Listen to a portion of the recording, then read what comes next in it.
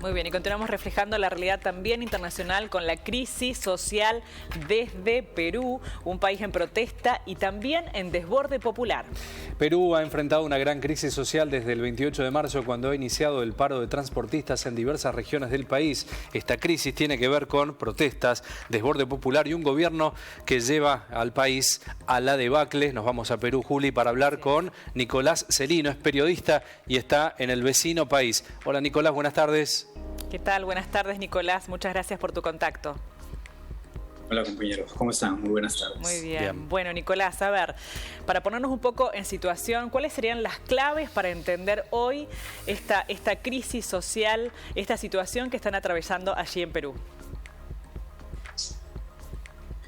Bueno, lo primero que hay que entender acá es de que actualmente se está viviendo una crítica situación en nuestro país, que es Perú, por el hecho de que hay un enfrentamiento entre el Ejecutivo, que es el Estado peruano, que es Castillo, y el Legislativo, que es el Congreso.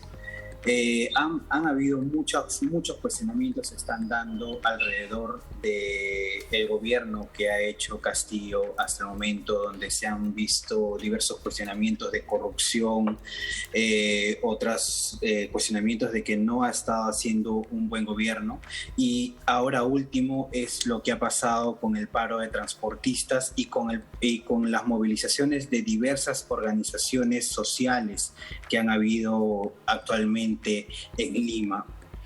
Como se ha podido observar, aproximadamente hace unos 4 días, hace unos 5 días, hubieron una movilización multitudinaria, por así decirlo, de personas que no apoyaban y que estaban rechazando la medida interpuesta por Pedro Castillo de la inmovilización por solo un día, que fue anunciada un día a las 11 de la noche, donde muchas personas ya, me imagino, estaban descansando, y en la mañana se vieron con esta incertidumbre de que el presidente había dado esta orden para que ni una persona salga de sus casas.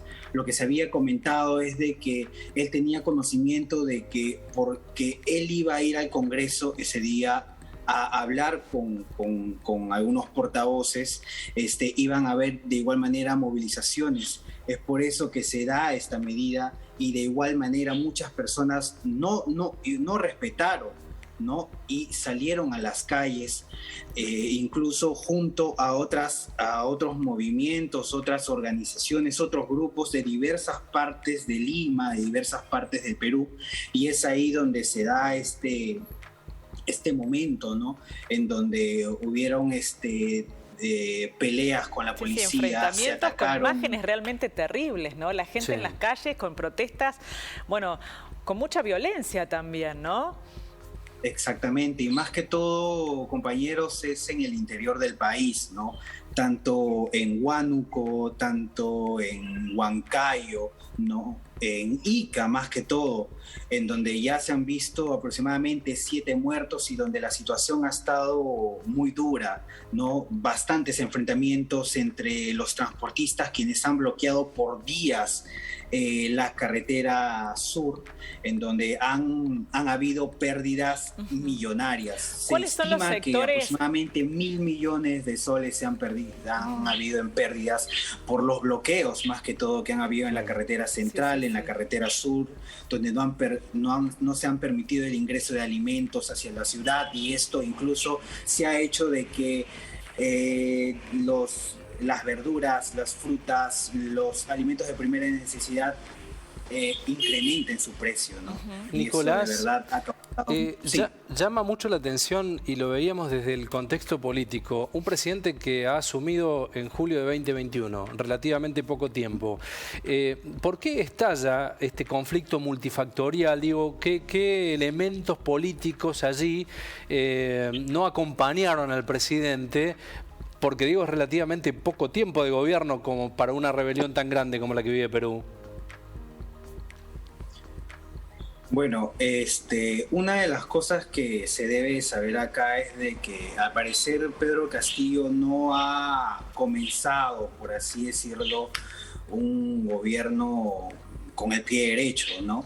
Han habido, por ejemplo, en su cartera de ministros, han habido personas con diversos cuestionamientos, ¿no? Con denuncias, con denuncias de terrorismo, personas que no estaban para diversos expertos capacitadas para tener al mando, ¿no? De diversos ministerios que están en el Perú, ¿no? El Ministerio de Salud, el mismo primer ministro, ¿no? Y esto más que todo se ha sido repetitivo, ¿no? Se cambiaba de ministros, ponía a otras personas que no estaban igual capacitadas, y eso más que todo ha aumentado esta crisis y estas opiniones por parte.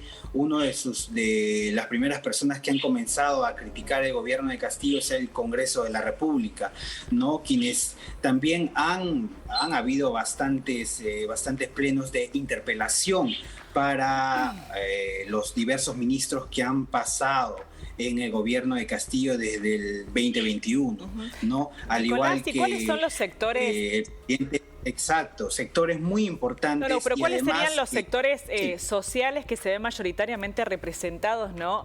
en estas largas ya jornadas de protestas, más de 11, 12 días ya que llevan con estas jornadas y con esta imagen, ¿no? Que nosotros a la que nos llega, ¿no? Que le están mostrando al mundo justamente. ¿Cuáles son los sectores que están más representados allí? Bueno, por ejemplo, uno de los sectores que más ha sido criticado es el sector salud actualmente, ¿no?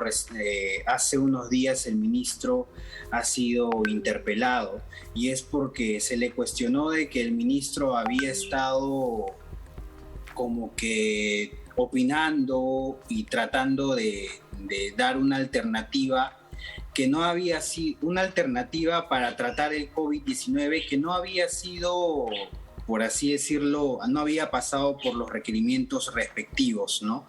Y es ahí donde al ministro de Salud se le saca esta información, y el Congreso de la República llamó a un pleno para poder interpelarlo, ¿no? Es así porque desde que se sacó esa información, desde que fueron varios meses atrás, al parecer al Pedro Castillo no le tomó tanta importancia, ¿no? Pese a ser un tema, lo del COVID-19, muy importante, ¿no?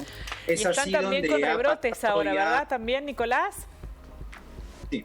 Están también con rebrotes de casos de COVID ahora, ¿no? Exactamente. Todavía hay rebrotes ya de COVID-19 en el interior del país, más que todo. Están habiendo ya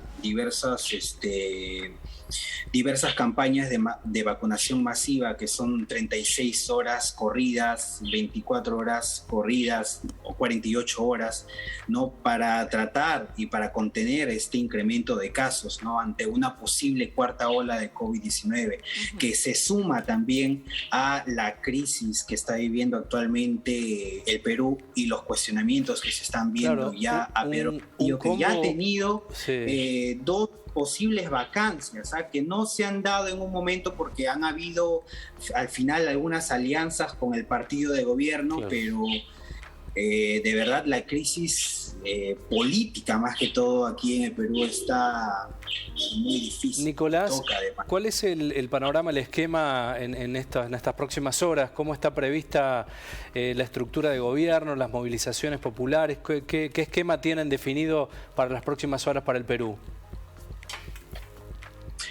Bueno, hasta el momento, en estos momentos la población más que todo acá en Lima se ve un poco serena.